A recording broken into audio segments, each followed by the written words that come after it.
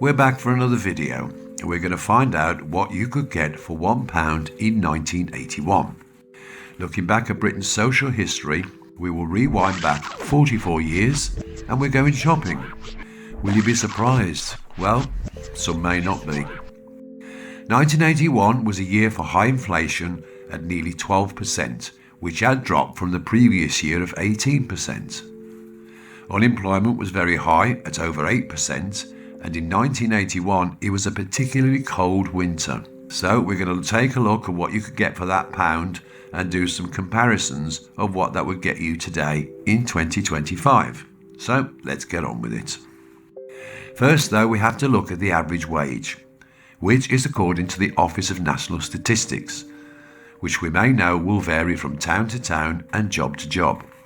Moreover, there were some big earners in the 80s.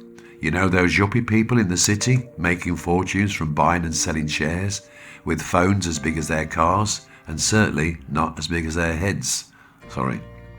So many of us may not have earned anywhere near that national average, so please don't shout at me, because I know my wage was far below average too.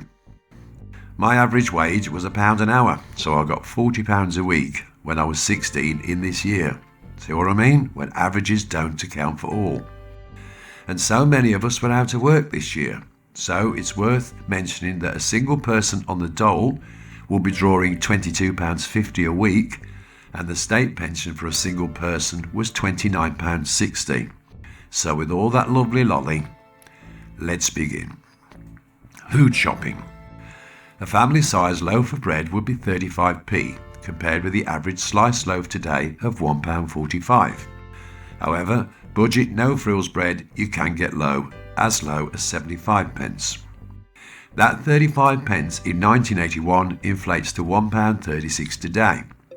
Inflation figures are from the Bank of England, so please don't throw your shoe at the telly. Not much comparison with bread, but you could get 2 loaves of bread in 1981 and some change for £1.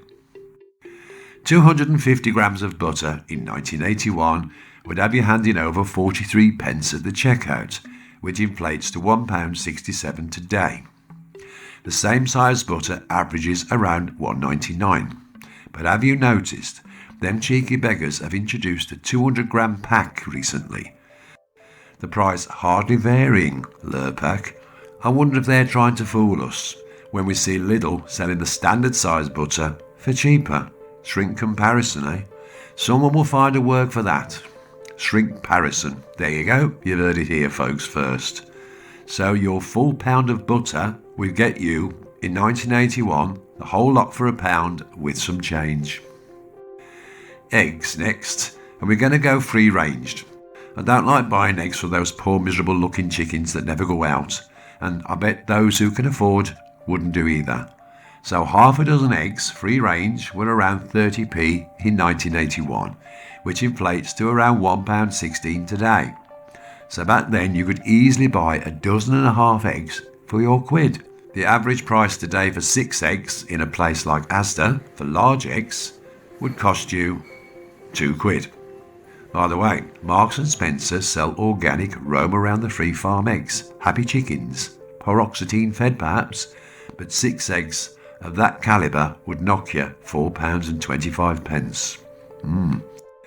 A jar of coffee would cost you less than £1, as a small jar of 100 gram coffee in Nescafe in 1981 was priced at 87 pence, which works out about £3.37 today with inflation.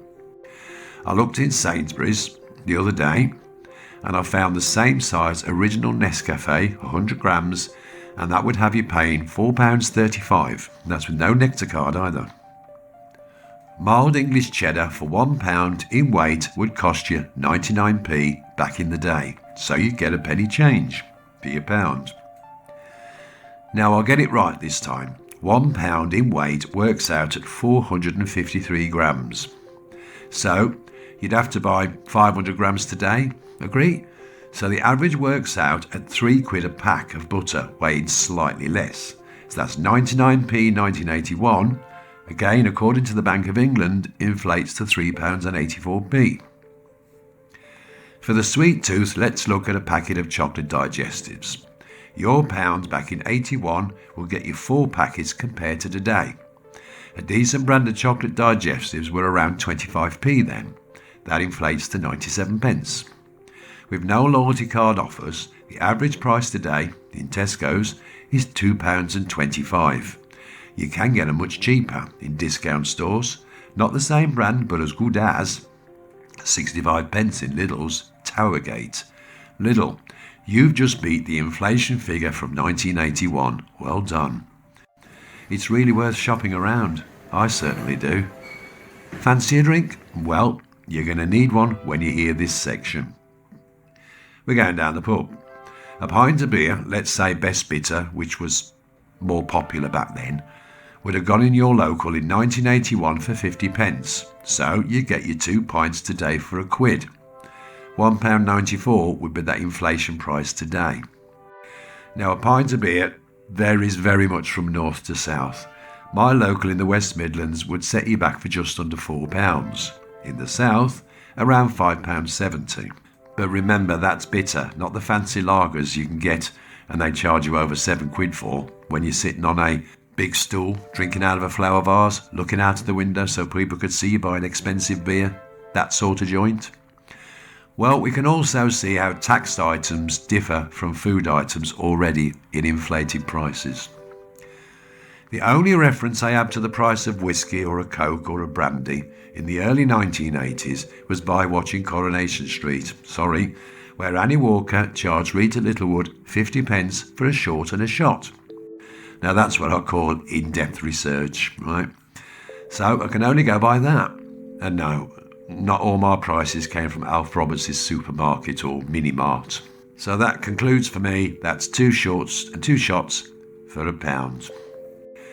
Petrol was sold in litres, and a litre of petrol would cost drivers 34 pence back in 1981, compared to the cost of £1.35 today. But with inflation, that original 34 pence would amount to £1.32 in my research. Now I'm struggling to find out why this has worked out so it's an equal price today. And I've looked at many different research pages and it's come up with the same data. Unless I've got it completely wrong. All I can conclude that we had price collapses in 1986 of crude oil and a massive surplus of crude oil in 1985 in Saudi Arabia. I spent hours researching this, but the details always added up to the same amounts. Please correct me if I'm wrong. Back in 81, a packet of cigarettes would set you back 74p. So that meant you could buy a packet of cigarettes, a box of matches and a few mints if you wanted to keep your smoking a secret. This is from memory when I got sent down the shop by my mother for 20 number 6. 74 pence then is £2.87 today. So this is the biggest inflation increase at a staggering 1,817%, as today a packet of 20 will cost you around £14. Council rents. This was a time when people could actually get council houses. The Chancellor at the time had just raised the average rent of a 3-bedroom council house from the previous year by £2.30. Now that was a massive increase, making the rent an average of £14.59 a week. Again, this would be the national average price. Today, a house in the Midlands would rent at £105, according to Sandwell Council.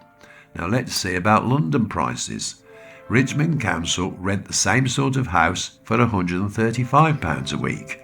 That surprised me just how similar the prices are. Private renting. Do I dare? Well, I did. In the rental market privately, West Midlands average private renting is £1,200 a month for the 3-bedroom house. In Richmond, now the lowest I've seen on a website is just under £3,000 for a month for the same spec house. It's another world, isn't it?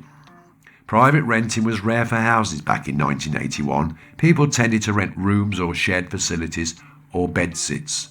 Now a London bedsit rent was around £13 a week back then. Buying properties? Those comparisons, I'm afraid that's for another video. Please don't ask. Gas and electricity.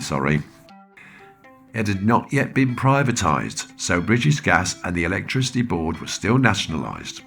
You paid 8p a therm for your gas and 5 pence a kilowatt for your electricity back in the day. This compares to 18.42 pence for a gas therm and 27 pence for an electricity kilowatt. So a pound would have given you 20 kilowatts of electricity and just over 12 therms of gas. Now what does that mean in English for consumers? Well, I've done an evaluation. 20 kilowatts of power, electricity, will run your house for about 2.5 days for the average household. So, in 1981, your pound will have kept you lit and electrically powered for 2 days for the average family. That's of 2 and 2. Today, your pound would get you less than half a day. Now, bearing in mind, even though we had less gadgets back in the 80s, many appliances were less energy saving, such as cathode television screens and none of these low energy bulbs. So you were using more electricity. So the comparison is, of course, we are still getting less for our money. On to gas. 1 therm of gas would typically keep your central heating running for about 3 hours. So for your quid in 1981, you get 36 hours of constant heat. Today, you'd get well under half, around 13 hours. It's obvious to me that electricity prices have risen far more than gas. A therm is around 100 cubic metres of gas, all counted as 29 kilowatts of energy. If there are any gas or electricity engineers watching, please be kind if I've made any minor errors in your comments. Thank you, or at least wait for a few thumbs up and then you can insult me. That's fair, yeah? Right, I've managed to find an old diary and sadly, I used to keep some prices written down. And it's for 1981. It's probably why I picked the year, isn't it? This is in our local cafe. So I've picked out a few bits and how the prices were back then. A cup of tea. In 81, you could get 6 cups of tea for £1. As in my diary, it quotes 14 pence for a cup of tea. And you get 5 coffees for your quid, as it was 20 pence a mug back then. A bacon and egg sandwich would cost you 36 pence. So you get about 2.5 sandwiches, and you wouldn't get charged for sauces. You've got to buy those packets now, haven't you? A bag of chips was 18 pence, so you get 5 lots of chips for your quid. And if you wanted to read a newspaper whilst enjoying your bacon sandwich or your cup of tea, you get quite a few because they were 18 pence on average. Today's price of a newspaper is about 55 to 70p, depending on the class of newspaper you want to read. I must have liked pot noodles back in 81 because I even wrote the price of that down. And we paid 38p for a pot noodle without any special offers. They're £1.25 today, so you could get over 2 for your pound back then. I can also remember paying 15p for a marathon bar and I still refuse to call them Snickers. That works out around 59p today, in inflation. You got a 57 gram bar in 1981. Today your bar is 52 grams, so we are paying more for less. Today's price is an average of 85p. That's a typical example of many chocolate bars that you get full size. Not the ones you get in these multi-packs that used to be 5 and now there's 4 and then there's 3 and they're still shrinking it and they're still putting the price up types of chocolate bar. Anyway, that was another little short walk around the past, what we paid then compared to what we're paying now.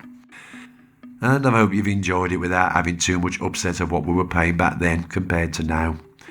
So, thank you very much indeed for watching again, and please again forgive my type errors, my dyslexia and all that. I know a lot of you have been very forgiving, and I hope to see you soon for more videos about social history in Britain during the 1970s and 80s. Until then, bye for now.